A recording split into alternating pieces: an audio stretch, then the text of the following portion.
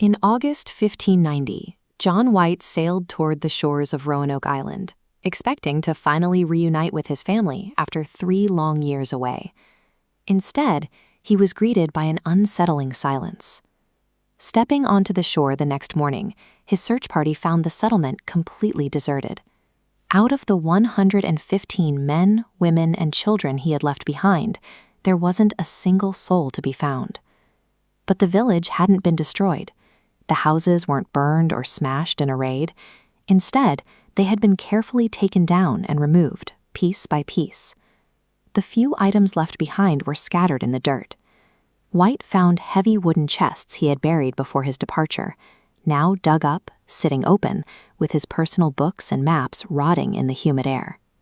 Yet across the entire site, there were no signs of a struggle. No discarded weapons, no blood, and most importantly, no graves. Whatever happened here, it lacked any evidence of a panicked flight or a sudden battle. The physical state of the site suggests the colony hadn't been lost to a sudden disaster. The systematic removal of the structures points to a group that took the time to dismantle their settlement rather than one forced to flee. Before White had left for England 3 years earlier, he anticipated the colony might need to relocate. He established strict instructions. If they decided to move, they were to carve the name of their new location into a tree or a post. He also gave them a crucial secondary rule. If they were forced out by an attack or a sudden emergency, they were to carve a cross symbol directly above that name. Searching the perimeter, White found his answer. Carved deeply into a heavy wooden post at the main entrance of the palisade was a single distinct word: Croatoan. He immediately scanned the post and the surrounding trees for the cross symbol. It was entirely absent from the settlement. Without that carved cross, the search for the 115 settlers shifts. The evidence points away from a massacre and toward a relocation to a specific destination. To understand why they left, we have to look back at their arrival in 1587.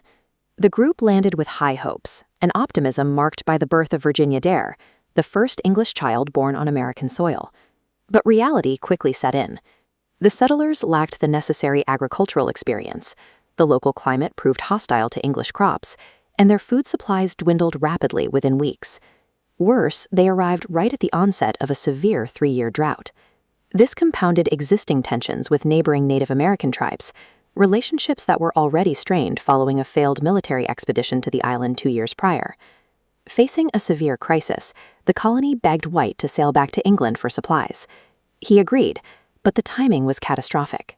The Anglo-Spanish War erupted, and the English crown grounded all private ships to fight the Spanish Armada, trapping White in Europe. For 3 full years, the colonists were completely cut off. No supply ships, no communication, and no help coming across the Atlantic. With the timeline stretching into years and resources exhausted, remaining on Roanoke meant certain starvation. Moving was the only viable path to survival. With this timeline in mind, historians often point to disease and mass starvation as a likely end for the colonists, but the physical evidence at the site makes this unlikely. A community slowly succumbing to illness or hunger would have left graves, yet White found none upon his return. Another theory suggests a Spanish attack, as Spain was actively hunting English settlements along the coast during the war. However, an armed assault would leave shattered defenses and spent munitions. Furthermore, a Spanish raid would have triggered the distress cross protocol White had established. Because the site was meticulously dismantled and lacked any indicators of violence, the search narrows to 3 potential destinations.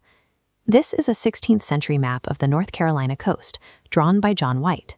Their first option was the Chesapeake Bay to the north, Raleigh's original target. Despite rumors of local battles, modern archaeological searches in the Chesapeake region have turned up 0 physical evidence linking the Roanoke settlers to that location. A second option was moving inland. White had instructed the colonists to move 50 miles into the mainland, leading researchers to look west toward the Albemarle Sound. Researchers have indeed found 16th century English artifacts in Bertie County near the Sound. However, these items lack a proven link to the 1587 colony. That leaves the third target, Croatoan Island, 50 miles south of Roanoke. This destination matches the carved post and was home to the allied Croatoan tribe.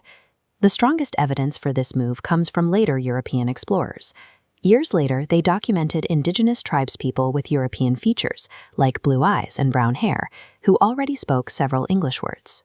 Moving south to Croatoan Island is the only outcome that aligns with the carved message, the geographic logic of seeking allied help, and the biological traits seen in later generations. Knowing exactly where his family was, John White prepared to sail the 50 miles south to Croatoan, but the weather turned against him. A violent storm swept the coast, snapping the heavy anchor cables of White's ship. With provisions low and the weather deteriorating, the ship's captain feared losing his vessel. He refused to sail any further down the coast, forcing a devastated White to return to England, leaving his family behind forever. The narrative of Roanoke is often framed as a supernatural vanishing, but the evidence suggests otherwise.